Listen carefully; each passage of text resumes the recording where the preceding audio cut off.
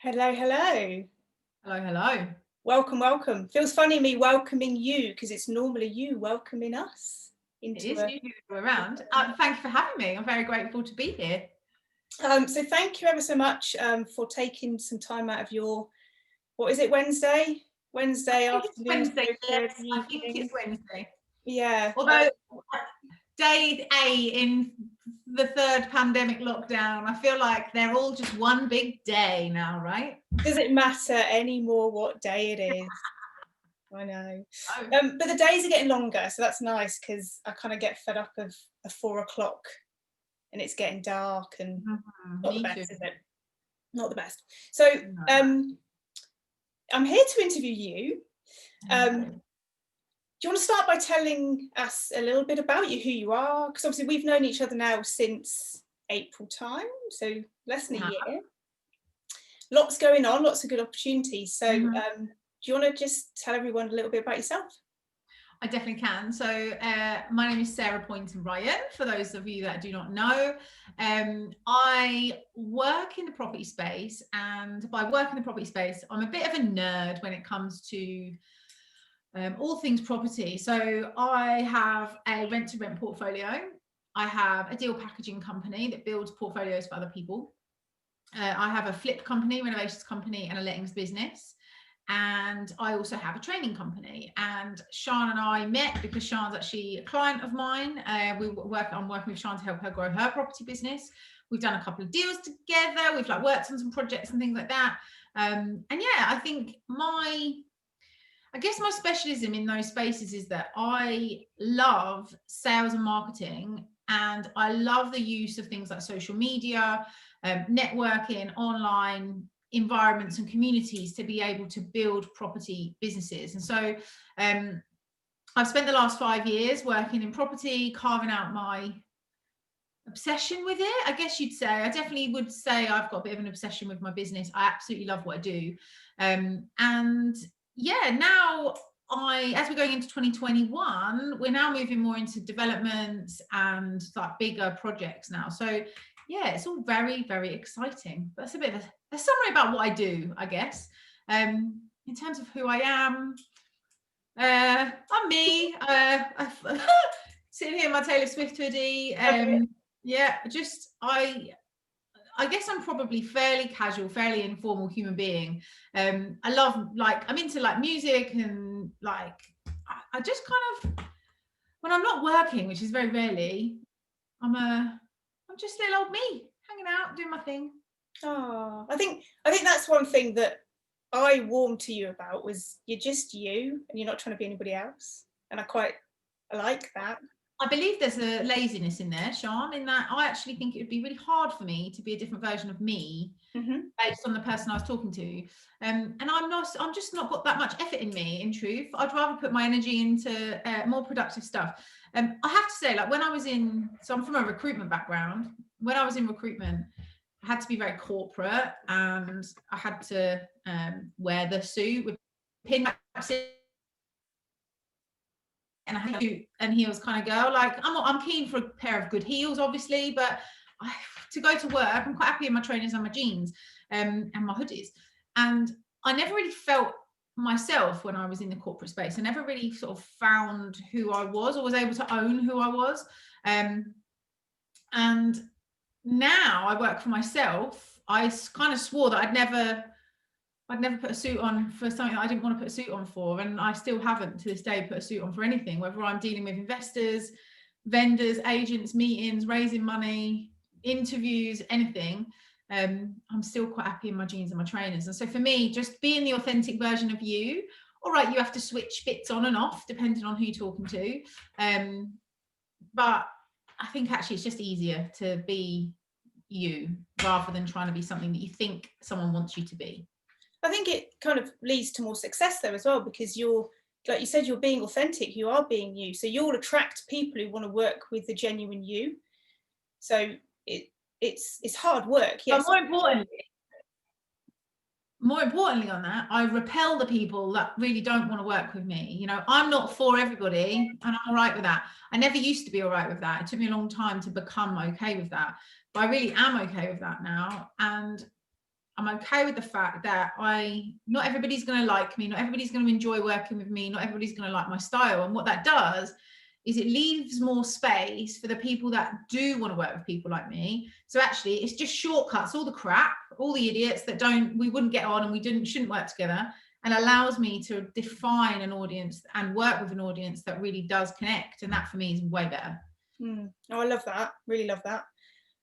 Before we came on this, I tried to think of something that we've got in common that's outside of property. Now, it took a little while for us to realise this. I think you know what I'm about to say. I do. I think it was one of the group Zoom training sessions we were doing. And I think was it I said that I did a certain degree at uni, and you had this moment of, oh, I did the same.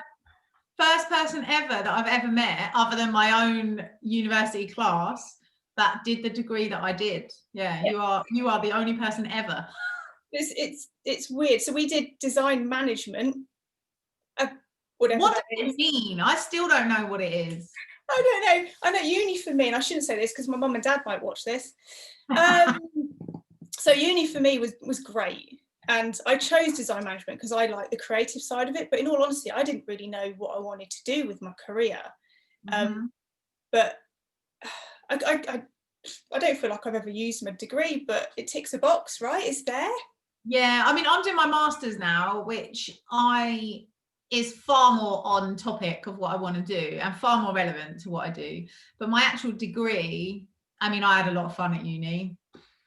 Too much fun. I don't remember it all, which is it probably tells you everything you need to know.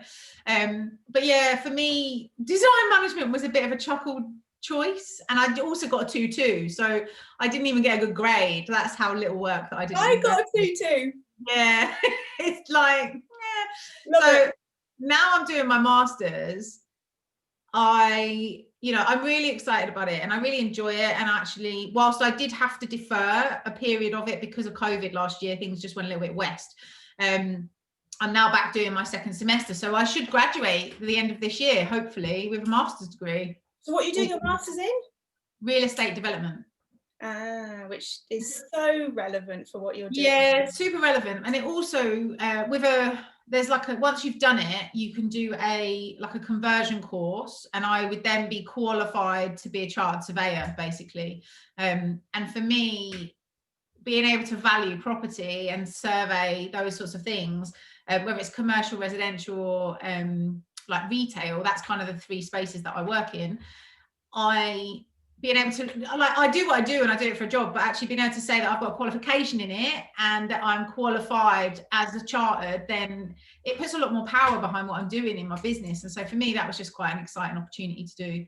Plus it meant that I could go to New York on a trip and some other bits and pieces that I've had to do. But yeah, it's good fun. I'm really enjoying it. It ticks lots of boxes for you. Amazing. Yeah. Love it.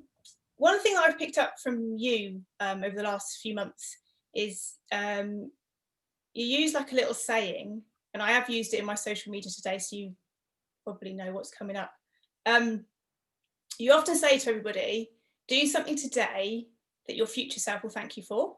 And I hope you don't mind, but I've kind of adopted that because I say it to myself a lot, and I think it's so important. It's a really, really good way to kind of live every day. So if I was to ask you, you're now your future self. So can you name me one thing that you've done in the past that you're so thankful for now? Oh, there's lots of things. I never heard it put like that. You are your future self. I actually am my future self. You're right. Like I kind of described this life for myself a couple of years ago, and I'm very grateful that I put the effort in. I think in terms of what I'd like to thank the old me for, I guess not giving up when I really wanted to.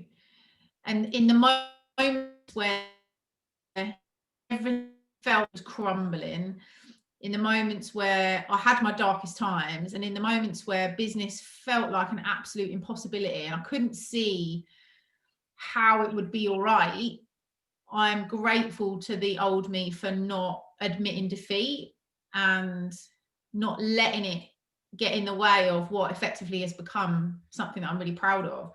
You know, there's been two really, like maybe three really, I guess, what's the word, like periods where there's been a clear crossroads for me.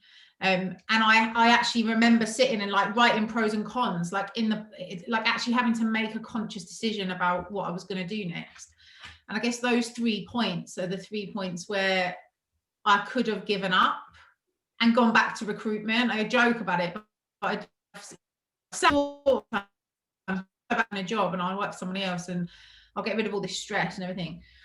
And I think I'm grateful to the old me. As I sit here today, as my future self, I'm grateful to the old me for just remembering that I'm made of tough stuff, and that in the moment when it feels darkest, it actually, when you recognize that you're in the moment where it feels the darkest, you also have to recognize that it's the darkest it will be. And so actually it has to get lighter from there. And I think learning how to handle those like savagely difficult points in business and in life, so this is not necessarily just in business but in everything you do, I think being able to recognize you're in it, being able to recognize what's causing it, and being able to find an out for it, I think that's a really important skill that I've learned to do. And so I'm grateful to that as well.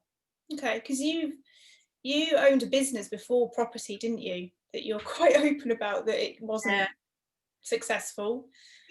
So I guess you take learnings from that, and, you know, fair play to you for now starting other businesses and actually making a go of it and making it work. That must have been quite tough to do. Yeah, I mean, I left recruitment to start a photo booth company. It was called Point and Shoot, Poynt. Hey. Shoot. I love the name. Yeah, that was my company name.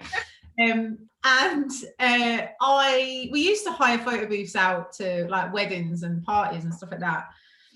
And I got it to a point where I could leave my job, which is, I think, what most people start a business for, is so that it can replace their income. And I got it to that point, and I was super proud of that. I was really excited about it. Left recruitment, was just doing that.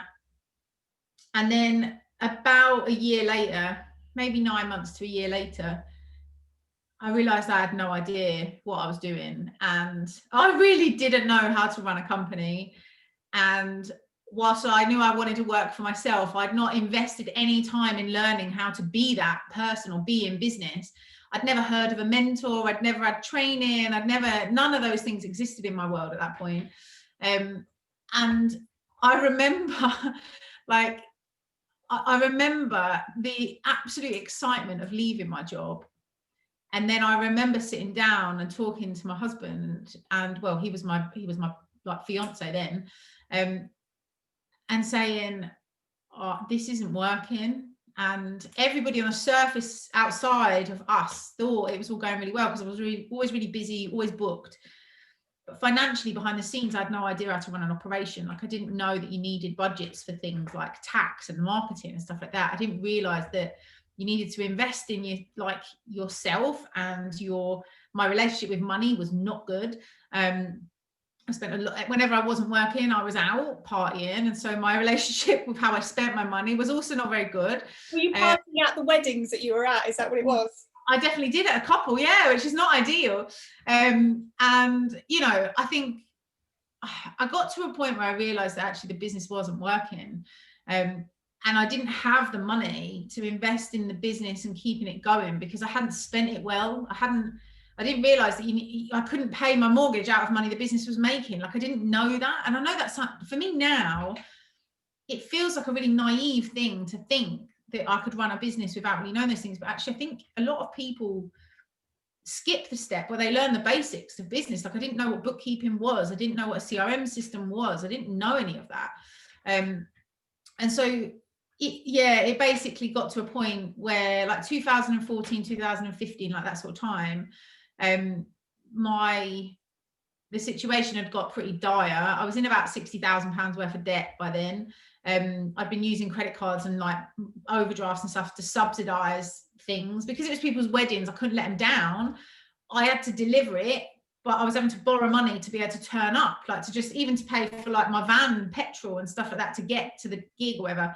It was just a mess. So I think it was like early 2014, I went back to having a job basically, which was like, I can't even tell you, it's like ridiculous.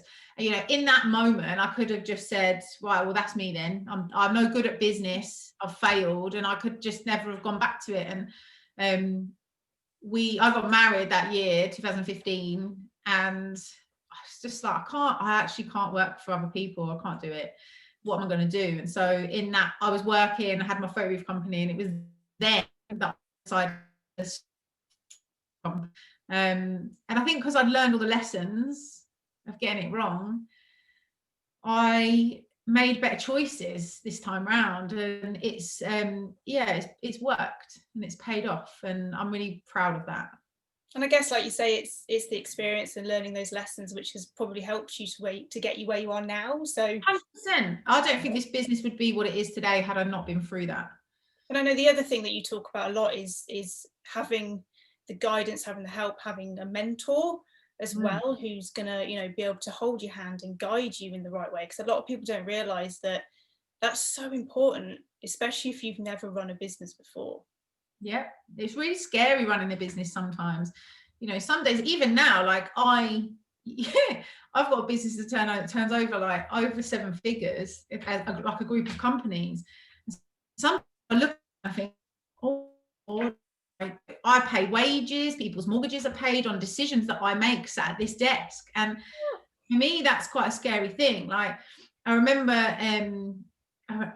when, so I actually don't have many like employees now. It's a bit of a shift. We moved the business round, but about 2 years ago, so like 2019 time, mid 2019, like the wages bill that I had every month before I did anything at all, you know, it was like around 20 grand a month that was going out of my bank before we even opened the door, before we paid insurances, before we paid anything like that.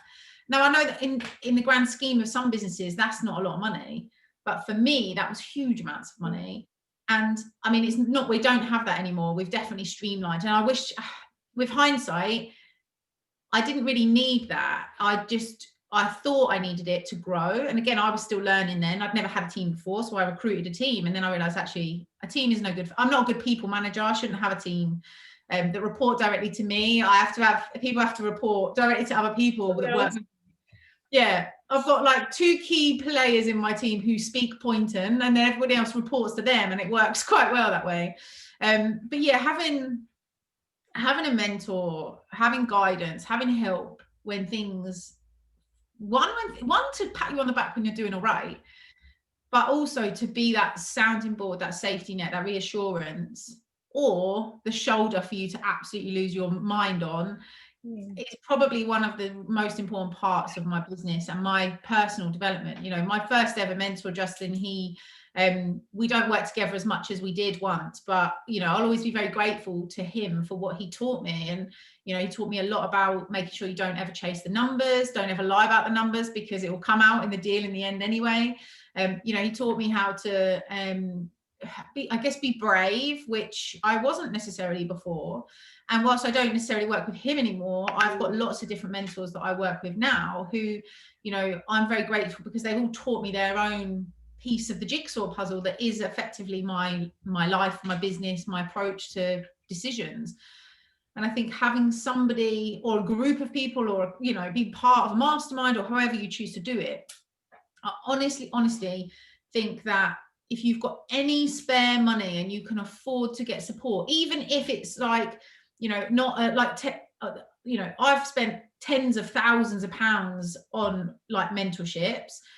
Some of them have worked, some of them haven't. And then I've also got groups that I spend like £150 a month on, and I love them because I get quite a lot from them. So it's not about spending necessarily loads of money. It's about being able to have somewhere safe that you can go and ask good questions to, from somebody or some people who are just ahead of where you are. And I think that when you introduce that layer to your network, that's a really good place to be in business, because it means you can get quicker answers, and it means that you are likely to feel a bit more brave. One thing I've noticed as well in property, particularly because I'm in property, is in terms of the networking, how people are willing to help you and willing to kind of like direct you in the right way, or if you need a contact or something. And now you're a mentor yourself as well, so that must feel really good that you're able to help other people move forward on their journeys. Yeah, it's two of them. I was actually saying this, obviously we've just come into 2021, and I've just done a lot of reflection over the last couple of weeks about, you know, where we've been, where we're heading, and where for me personally and for the businesses. And one of the things that I'm really excited about is that I'm very, very grateful to my team that I do have around me. And I get to do things like year-end incentive, which I'm absolutely like mega excited about all the time. But the fact that I get to do that as a business owner is really cool, because it sees them develop their own like careers, if you like. But then also as a mentor for people who are like 3-4 years behind where I am, I remember how it felt being in that first year, and I remember how scary that was. And I remember how making a mistake could have like tipped me over the edge. And I remember the value of having somebody that I could ask a question to and get an answer from. And so for me, being able to be that person for other people now, it's very satisfying. It's really, really good. And, you know, there's nothing better than getting a text from one of you guys saying, I've done this, or I've got a deal, or we've built some cash, or, you know, whatever. It's just the excitement, your excitement, it makes me excited. And so for me, yeah, it's kind of feel like you've done your job, you know? In the yeah, kind of. It's nice. It's a nice part of what I do. Love it. I've got quite a tricky question for you. It can be property, or it can be not property. Okay. What do you think is the next big thing? Oh, the next big thing. So do you mean, so like you mean like in business, or what do you mean? Well, this is right. Zoom was the next big thing for last year. We didn't know it, and it happened because of unforeseen circumstances. I guess you could pick that. I wish I'd invested in Zoom in 2019 when I looked at it. Nobody even knew what Zoom was. Most people didn't. Yeah. So I mean, so what do I think would be the next big thing? I think that push towards socially responsible investing. Like, I'll come back to property because it's kind of what I know. Although I did say 2 years ago that I think that there should be an audio only social networking platform. I've got that. It was on an interview that I did like about 2 years ago, and now we have Clubhouse. So I think that's really interesting. I think there's going to be a big shift away from like working professional tenants being the ultimate goal to socially responsible investing. I mean, we're already doing it. We've been working with homeless charities for 4 years, helping to reduce homelessness. The company won an award for actively helping to reduce homelessness in my town. I think that more people are catching up with the fact that vulnerable people, homeless people, single mums are actually human beings. And I think for a long time, they've not been treated like that. And I think that actually it's been proven now across the whole of the UK, you can still make good money as an investor and deliver a service to people that really do need it. And I think really we're starting to see the shift already. I think within 5 years, it's going to be the norm. Right. Yeah. do you think as well, last year, obviously 2020 with the whole COVID situation, it's probably fast tracked quite a lot of things that were going to happen anyway. Yeah. Has that influenced it at all, do you think? I think what has influenced is that all of a sudden, those landlords who were used to say to me, I never want to put like universal credit tenants in, I never want to work with asylum seekers, I never want to work with this, I never want to work with that, and I don't want to put single mums in. I don't know why you wouldn't want a single mum in your house, right? Because for me, single mums actually are one of the best tenant groups, because they're so incredibly proud of their home and they look after it's never made any sense to me. But I think what we have seen this year is that all of a sudden what used to be, I don't want DSS, I don't want universal credit, people are realizing that those tenants don't go anywhere, and that rent doesn't go anywhere because they can't lose their job because they don't have one. So when things like furloughs happened, or job cuts, or all these sorts of things that have happened in 2020, we've now got working professional tenants who are now not paying any rent because they've got no money. Whereas everybody who's concentrated on universal credit tenants for the last 3-5 years or however long, well, none of their revenues have been hit because the council's still paying their rent. And I think actually that's been a bit of an eye-opener to a lot of people. Certainly some of the investors that I've worked with have been trying to convince for ages that socially responsible investing, looking at social housing, looking at emergency accommodation, vulnerable people, all that sort of stuff, is a really good place to work, where they've all said, no, I don't want to do that because they damage the property and they don't pay their rent on time. Well, actually, it's not the case. It's starting to come around to the fact that that's not necessarily the case. And I think that's really exciting. It's exciting for our industry. It's exciting for our country. You know, as private landlords, we control who we let to and who we don't. Now, one of the really interesting things is that I've done so much research on like housing homeless people. One of the biggest reasons that people will not accept homeless tenants is because insurance companies will not insure the house. It's not actually because they don't want to, it's because there's no insurance product for it. Well, I worked like 2 years ago, I worked with a couple of the bigger insurance like companies in the world, and we had underwritten actual insurance products that we could house homeless people. The products are out there, the products exist, people just don't know about them. And I think when that becomes the norm, actually our housing market will definitely improve. The standards of our housing market will improve. Yeah, and I think as a landlord as well and property investor, there's this feeling of helping. I mean, I always think of this anyway in terms of, you know, creating a lovely warm, like you call them, all comfortable homes for people. You know, that's a lovely feeling in itself. But when you know that you've helped a homeless person or a vulnerable person, to them it's just like the most amazing thing. Like you homed a homeless guy a couple of months ago, didn't you? Yeah, in November. Yeah, and you know, that must come with such a lovely kind of feeling as well, that it's not about the money, it's actually about the fact that you've helped somebody who needed it. What's really interesting about that is like we still run it as a commercial like model, you know. Yes, as a business we still make money from it, but we just get to pick, we can just pick and choose who our tenants are. We don't need to always pick. Like actually they've only really got 30 days guaranteed job, so they're no more or less of a risk. It's really about, I think you can, if you just go for the human being decision as opposed to anything else, that is a good way to work. You know, the guy we housed in November, he was living in a tent behind a vape shop. It was November, do you know what I mean? It was freezing cold, and he was so grateful when we gave him the keys. You know, he got very emotional, and it meant a lot to him. And his situation, actually, you imagine that a homeless person is like on drugs, they drink, they're dangerous, they're nasty. It wasn't the case. Like his relationship had broken down, they lost a baby, his relationship broke down, he had no other family like to speak of. He was suffering with depression and he lost his job, and it just kind of spiraled from there. I mean, money and said, can you help? We could, so we did. And you know, I don't see any reason why more people can't do that.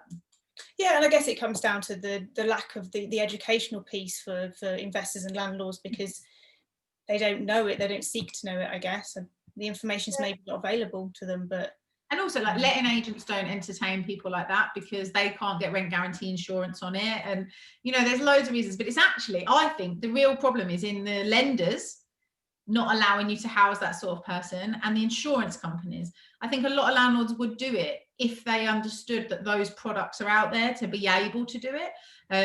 But letting agents just say, oh no, we don't do it. And most landlords think that a letting agent's your only option when letting a house. It isn't. But yeah, I think the market is starting to see it now. And I think especially after COVID, we're starting to see landlords who are like, hold on, actually, council's paying tenants rent. It's actually quite a good shout. Yeah, why not? Why wouldn't you not do that? You know? Yeah. I think last year's definitely kind of made people think of things very differently in all aspects of life. Just like I've hardly bought any clothing last year, and I used to buy quite. I was thinking about this morning, like how much money have I saved not being able to go out for dinner, go to Starbucks even. I've not been out to like any awards. I've not been out for any like nights out clubbing. I've not been on holiday. I mean, I did go on holiday 3 times last year, but I didn't go on holiday as much as I normally would. I haven't done anything.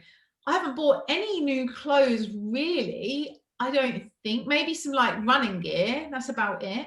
Which is obviously that's going to impact the economy massively. But I've definitely saved a fortune this year. I think people have realised that they don't need all the stuff that we used to think that we need. Yeah, there is that. It's not a bad thing though, right? No, I don't think so.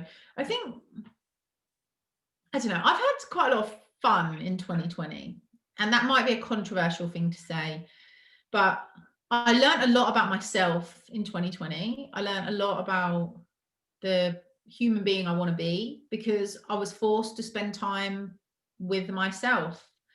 And I think for some people, that's a really scary place to be. For a lot of people, they're not all right in their own company. They're not all right because they concentrate so heavily on something here to get away from the reality of their life or their relationships or who they are or whatever it is. And I think 2020 taught me a lot of things about myself, that maybe some things great, some things definitely I'm pleased I've confronted them, but they weren't necessarily the most positive things in the world. But 2020, I think, has been for me, I actually think it was quite a positive year for me. I'm sad I've not been able to see my nan, and I'm sad I've not been able to spend time with my niece and my nephew, and I feel like I missed out on a lot like for a whole year. But I also feel like, from my perspective anyway, I feel quite grateful. You know, I've had my health, my family haven't been, touch wood, been impacted by COVID as yet. You know, 2 of my best friends have had it but have been okay, and so for me, I feel quite grateful of that. I've got a lot of gratitude in my heart for that. Yeah, that's a really positive way of looking at what could have been quite a shitty year, which possibly was for a lot of people. But yeah, amazing. Well, thank you so much for your time, Sarah. Really appreciate it. For anybody watching this, if they kind of want to get in touch with you to learn a little bit more about what you do, how can you do that? So Instagram's always a good shout for me, which is at Sarah LD Poynton, which is Poynton. I'm sure Sian will put my name in the comments or something. Facebook, you can always follow me on Facebook. Or speak to Sian. Sian can get you my number, I'm sure, and she can like hook us up. Ultimately, I'm happy to connect with anybody. I love talking to people, connecting with people, and finding out how we can help each other, or if I can help you at all. So please do come and say hey. Tell me that you saw this video with Sian, and connect with me on Instagram or something like that. Amazing. Thank you so much for your time. My pleasure. Speak soon. Take care. Yeah. Bye.